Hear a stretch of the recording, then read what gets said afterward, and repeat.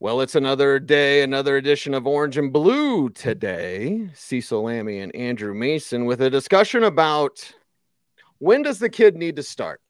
Mace, I'm emotional and opinionated, and I say start him from day one. We have to see it, okay? He has to be ready. But is the placement of where he was drafted and just the skill of Bo Nix mean to you that day one is best for him? I think it's the skill and the demeanor and how he handles failure, because there will be failures along the way. We talked about it on a previous show. CJ Stroud had some bad days last year too. And you have to be able to live with that. How do you bounce back from that? So part of it is what you learn about Bo Nix in terms of the process going through OTAs and training camp, because there will be a day where he doesn't look great. And how does he respond to that the next day? What does he learn? And how quickly does he apply it into his play? Right. So I don't think there's a clear answer to that. But what number 12 does for a pick is, unless you're talking about having the number one overall pick next year, kind of like Arizona taking Josh Rosen and then getting number one overall in 2019 with Kyler Murray, unless you have something like that, you're talking about a mandate. And a mandate means you're going multiple years down the path with Bo Nix. Whenever you throw him out there, like if you throw him out there in week 8, he's your starter in 2025 as well. And you're continuing to go down that path and see where it goes. That's what I think it means, less so than when the actual first start happens, whether it's week 1 or week 6 or whatever. Well, call me a rebel because I push back against this anti-Bo Nix, kind of narrative that some are pushing of like, he's the competition. I'm like, well, I don't know how much competition there will be. He's not afraid of it, but it's like, okay, how much does Zach Wilson actually push him? How does just Jarrett Stidham actually push him? He could come in and just look the most polished right off the bat. And if he does, you give him the job. And if he looks the most polished and he shows that he's ready to handle the ups and downs of it, those two things, you give him the job. That I think is the key thing there. And that's why I don't simply say just if he's the best. It's also how he handles failure. And so, bad day in OTAs, and then if he does well the next day, that's sort of the answer that you want to see. And then you go from there. And I think also what we saw in college offers a window into that resilience. You and I talked about the performance in his first start at Oregon when they lost 49-3 to Georgia. And it's a bad day. A bad day for him, bad day for the Ducks. He got it going not too long after that. He was able to bounce back from that, learn from that, grow, apply the lessons moving forward.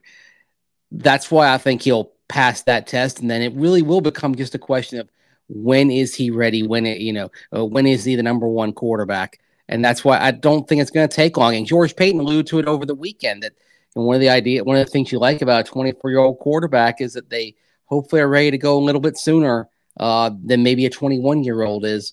So I don't think they want to wait very long to start turning the page on Bo Nix. I'm not sure he's a week 1 starter, but if he's not a week 1 starter, I think it happens within the first half of the season. Yeah, and I think we need to nip it in the bud before people say, like, if he doesn't start week 1, it's a disaster. Like, okay, maybe it's not ideal, but it's not a disaster. Like, time, please, time, everyone. Let it work itself out. Bo Nix will be ready when he's ready. I'll anticipate that could be pretty soon. The thing is, though, and I was having a conversation about this earlier today, with how the Broncos handle the quarterback position in practice, is there a point where you say, okay, the best thing to do is to get Bo Nix plenty of reps and say, all right, let's name him the starter right now? Is it possible that you watch OTAs and see enough there and say, okay, he's the guy, let's move forward? Bo Nix is our starting quarterback. That, I think, is something that's actually possible. Cease that he does well enough in May and June to where you start training camp and you simply say, he's our number one. He's going to get number 1 reps because, again, you learn lessons.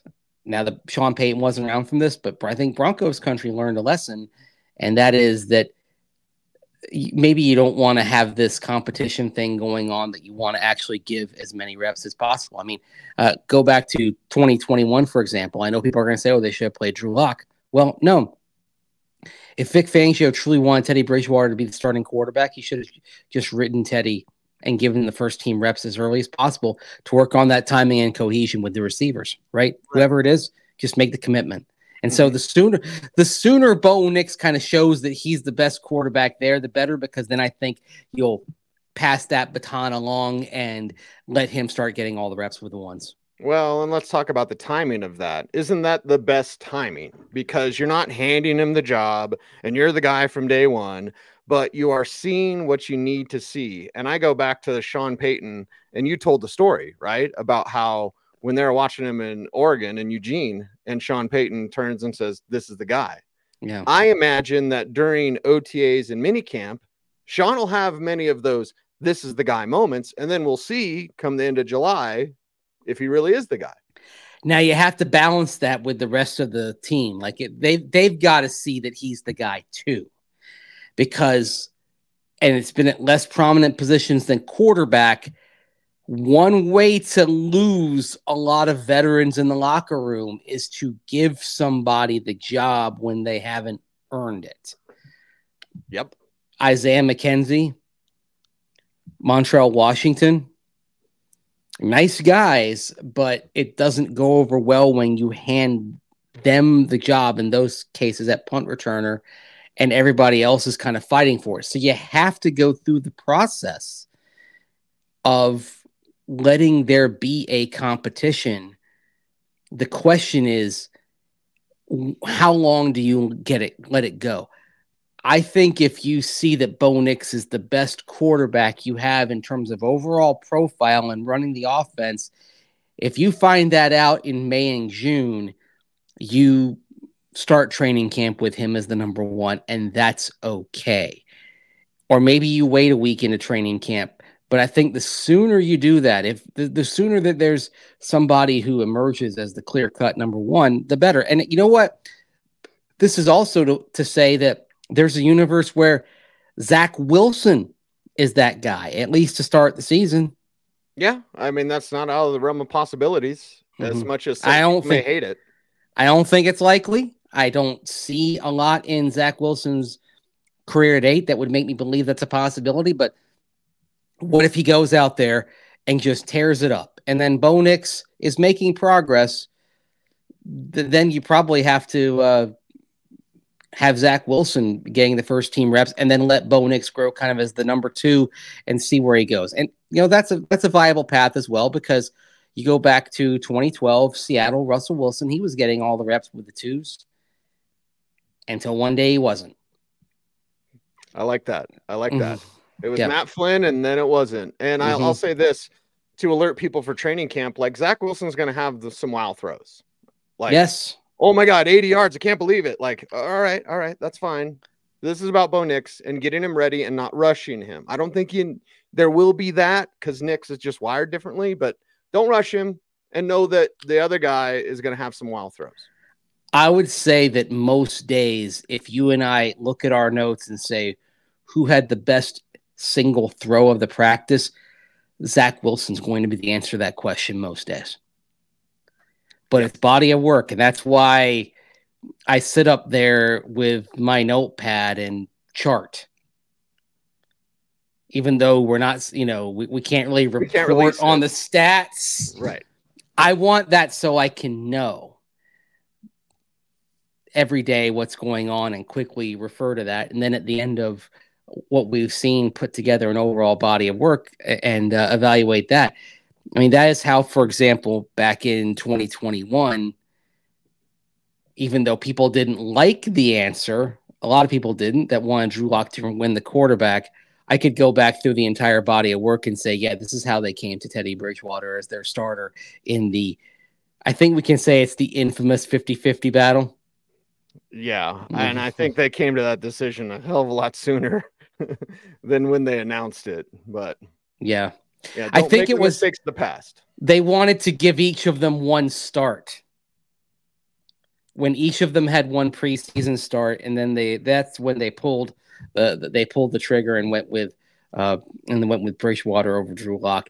And the thing is, I kept those notes going even back to OTAs that year because I thought there was a chance that you could make the argument based on preseason gameplay alone that Drew Lock was better. Drew was very good against Minnesota backups with the ones in that first preseason game. But there were also moments where he wasn't as good. So that's why we all kept the scorecard. That's why we all did that. And, and went from there. I hope it's not like that. I mean, a QB competition is fun for it's let's face it, it's fun in the talkosphere of the sports world. Is it the best thing for the team? No, I want them to get this thing settled. Yeah, get it settled. And shall we play a game, Mace, to quote a famous 80s movie? You want to play a little game? A nice game of chess. Yes, not global thermonuclear war. I would like to play chess with you. Which player has the most impact on when Bo Nix starts? Is it Pat Surtain or is it Troy Franklin? Because if Surtain's out there working him, right? And I want Nix to go after Surtain because I want Surtain to teach him. Kids, you can't do this. This is the pros. This is different here. So in your estimation, Bo Nix starting week 1, Bo Nix not starting week 1, who is it most relying upon? The play of Pat Surtain against Bo Nix or the automatic connection? Wilson's going to have the wow throw to Sutton. That's fine. You know what Nix is going to do? He's going to have the wow throws to his guy, Franklin. So is it Franklin or is it Stidham? Or excuse me, is it Franklin or Surtain that helps Nix start week 1? You've got to learn what not to do sometimes before you know what to do. The old cliche, it's very similar to learning how not to lose before you learn how to win. That's the argument for Pat Surtain. But as we've talked about, when you see Bo Nix throwing to Troy Franklin, you're getting a window into what the chemistry is going to look like with all the receivers down the line. Man, I don't know if I can choose which one of those two is the most important. I think they're straight up 1 and 1A, really. Because on the Pat Surtain side, it's you're learning what not to do, and that is a key component of being ready to start. I mean, if you learn not to throw in that direction whenever possible, then you ingest a valuable lesson that's going to help you when you go up against a team that's got a top-level cover corner. I mean, how many times did Champ Bailey make rookie quarterbacks pay back in the day? Specialty. How can Bo Nix avoid being the type of rookie quarterback that pays for testing a top-level corner? You learn that by going against that top-level corner every day in practice. And so that's the thing that I think can help him. Of course, he's got to get reps with the ones to go against Surtain, right? That's another thing. Does it do anyone any good if Bo Nix is seeing nothing but reps with the 3s and OTAs? No. I'm not saying that you give him the job, but I am saying you've got to move it around and have some days he's with the 3s, but some days he's with the 1s, right? Because you have to figure that out. You just have to. Yes. Well, speaking of moving him around, here's what I would do, and I don't think it's wise, Mace, but this is just what I would do. I would go ahead and put Riley Moss on Courtland Sutton because Sutton is not his preferred target. Franklin is. Yeah. I would find and Surtain, if this is a normal game, Surtain's going to be on the X. He's going to be close to the line of scrimmage because the X has to be on the line of scrimmage. The Z, the flanker, can move around the formation. You can put him in motion. We've described this. I honestly would put Surtain on Franklin. It'd be like, I know you want to go to this guy, but we got that dude on him, and it's going to be difficult. And I want to see if Bo would challenge that because Bo is so smart. He's not going to go after Surtain. That's just not going to happen. And I want to see it happen because I want Pat to make the kid learn. Yes. I think that's a really good point. The problem is Troy Franklin ready to go against Pat Surtain? Don't say that when I'm drinking because the answer is no. So the answer is no. And the other thing also, if you put Troy Franklin against Surtain, then you're not getting that glimpse into what it's going to look like in the future, right? I don't know. Like, there's a lot to accomplish here. It's simply, maybe this is part of why you're moving him around, and one day he's working against the ones, and then one day he's working against the twos. So on the first day you're working against Pat Surtain, on the second day you're working against Chris Abrams-Drain, right? It may be as simple as that. Yeah. Where's Riley Moss, right? Get Nix up to speed, but he's on time and on rhythm, something that our dear friend Mark Schlereth talked about. And yes. If you're going to listen to anyone, listen to Stink, because it's just science. It makes sense, right? You want it, and for Sean Payton, again, this is why he'll have that "this is the guy" moment. Yeah, because the guy's going to run his offense. Exactly. Look good. Mm-hmm. You want to play that beautiful bean footage? I was going to say, let's go. I thought you were leading into it, so yes, let's roll the bean footage. All right, here we go. When you watch him, he is on time and on target. And I've said this before, you cannot be on target if you're not on time. If you are not on time with the football, you won't be on target. And he reads defenses and he throws it to a spot where his guys can catch it underneath or intermediately and turn and run. Like, that's what you want. So, yeah, there are a lot of traits that I understand why. And I thought he had the quickest release, and he was the most accurate underneath, which is where the game in the NFL is played today. It's where the game is played. Thank you, Vic Fangio, shell coverage. It's also where Sean Payton's offense is operating. Yep. It's where he lives. So it goes back to fit. He talked about like on time. You and I talk about rhythm. We also talk about the fit a lot. I mean, I feel like all these buzzwords were meant for properly figuring out why Bo Nix is the guy, why he fits the Broncos better than any other quarterback prospect would have. Right. And it's why that fit is there, and it's why it could look pretty good, and it's why, again, I don't like the anti-Nix stuff, and it's not necessarily because of Bo. Like, I don't like the anti-Penix stuff. Yeah, I could tell you, I could weave a story of how Penix will be the best out of this class. Like, that's not that hard to do. So, like, let's give these guys time. Let's see how it works out. And Mace, I think overall, let's just be excited about how it could work out with this fit of Sean Payton and Bo Nix. Well, it's funny with Penix, depending on the health of Kirk Cousins, Penix might have more time than he needs. Yeah, exactly. Might be twiddling his thumbs a little bit. I do wonder if there's a point there where it causes problems for Penix sitting and watching, right?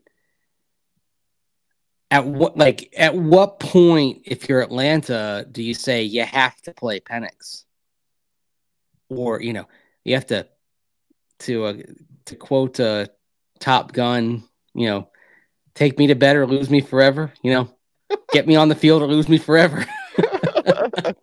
Well, it's not red and black today, but I'll tell you this. Yeah. Penix will just. I am wearing a Atlanta hat. I'm wearing a Braves hat. We're both wearing hats today.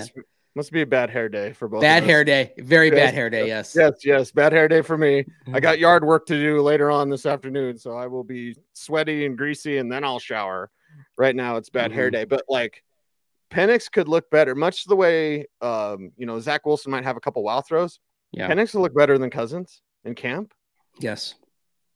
In terms of the single spectacular play, yes. Now, Kirk Cousins, he knows that offense so well because he's run it almost his entire career, right? I mean, basically, he's run variants of that offense in Washington, first with Mike Shanahan there, then when Jay Gruden was the head coach.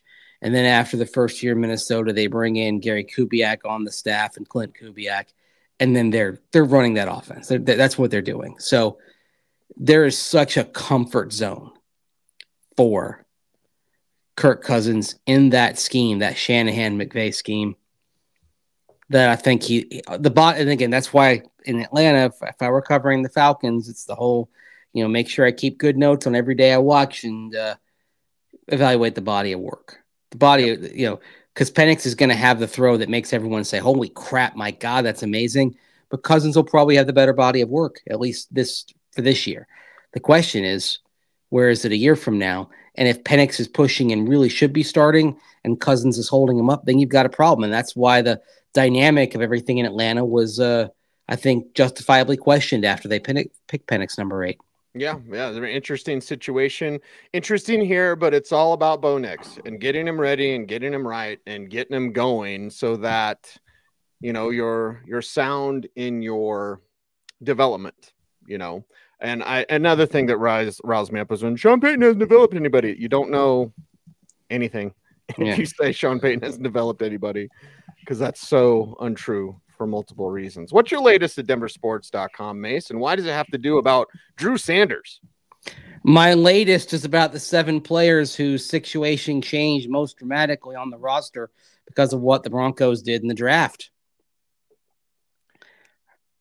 That's a damn good article. Yes. So I'll just kind of throw the names out there. Jarrett Stidham, obviously, right? It's been an interesting week for Jarrett Stidham. Javonte Williams and Samaje Perine.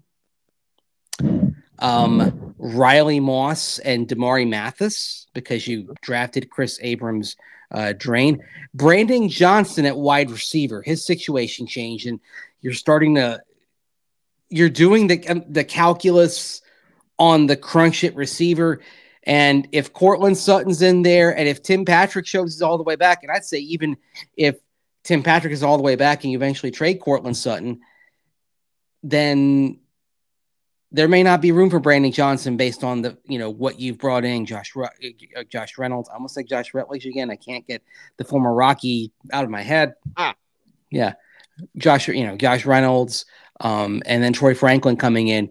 I think Devon Vele, I think he's more a practice squad guy.